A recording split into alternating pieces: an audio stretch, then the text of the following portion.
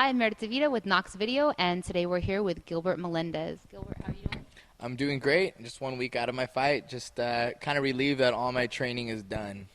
Okay. So this is going to be your first time fighting on CBS. How big of a deal is that for you to be fighting in prime time on network television? I mean, this is huge. It's great exposure. I mean, when you fight on Showtime, there's 400,000 homes tuned in, and when you fight on CBS, there's about 4.5 million homes tuned in. So it's great exposure for me. It's great for the sport, and I'm fighting the #2 lightweight in the world. So it's a little bit added pressure, but I'm looking forward to it. Okay. So it's no secret that your opponent, Shinya Aoki, is probably going to try to get you down and submit you, while you'll try to keep the fight standing and knock him out. Have you watched film of his fights, and do you see holes in his game where you can dominate?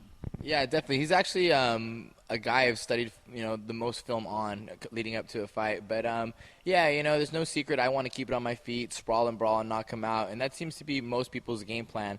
But I think the difference between me and a lot of people is I don't really fear going to the ground with them. Obviously, I don't want to be there, and that's where he poses the most threats. But if I go there, I believe I can dominate there as well with a great ground and pound game. We'll just have to see what happens.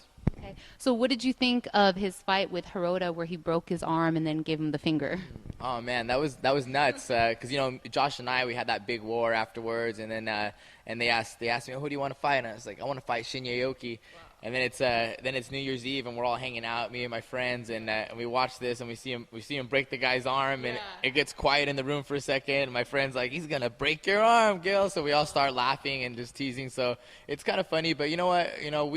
We know what we're getting into when we walk in there, and I know when I walk in, I can get my arm broken, I can get choked out, I can get knocked out. I understand what I'm walking into, so that guy should have tapped out. But as for him giving the middle finger and running around, I thought that was a little awkward or uncharacteristic of him. But I'm not one to judge. Sometimes maybe that guy was talking crap on his girl or on his mom or did something in the back to him. I'm not positive, but I'm whatever with it.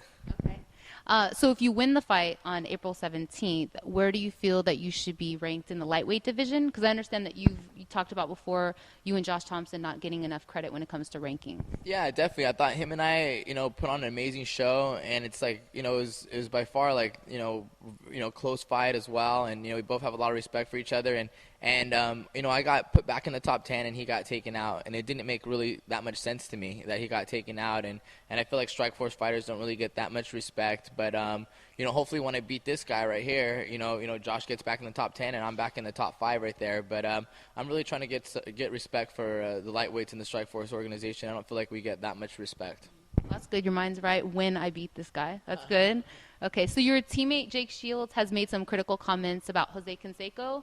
How do you feel about him training at the Cesar Gracie gym, and then have you had any interaction with him? Yeah, man, I really don't know Jose Canseco. If Cesar welcomes him, and then I'm okay with that because Cesar Gracie, and I'm part of the fight team out there. So if Cesar wants to bring him in, I'll be polite to the guy and until he's, I give everyone respect till they lose respect. So I'll be respectful to him. Jake's funny, so if he doesn't like the dude, he doesn't like the dude. But he hasn't been around, he hasn't been training, and I have a feeling we won't see really that much of him. I don't know if he's taking it that. We take it seriously. Jake, Nick, Nate, and the Cesar Gracie fight team, and all the boys out here, we take it seriously. So sometimes that scares people away.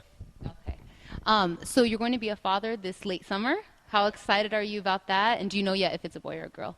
It is a girl. It is a girl. So I'm pretty pumped on that. Actually, last night, for the first time, I felt her kick in the stomach, and I feel like she already kicks better than I do. So I'm pretty pumped on it. I'm looking forward to being a dad, and more than anything, it's got me more focused on what I'm doing, and really trying to take care of me and my family now. Okay. And what are your predictions on the other fights, April 17th, Jake Shields versus Dan Henderson, and then King Mo versus Mousasi?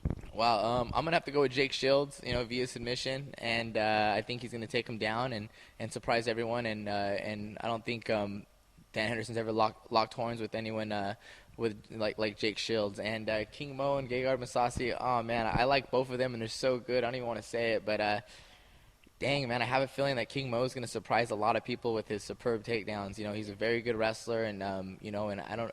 Masasi is a very good wrestler as well, but he might be able to take him down and ground and pound him a little bit. But you know, I'm a little nervous to say that. But Gegard is so good, and he's on like a 14-15 win streak, and it's hard to even say that because he's amazing too. But I think it's going to be a great fight. I hope I fight first, so I can watch both of those fights. Okay.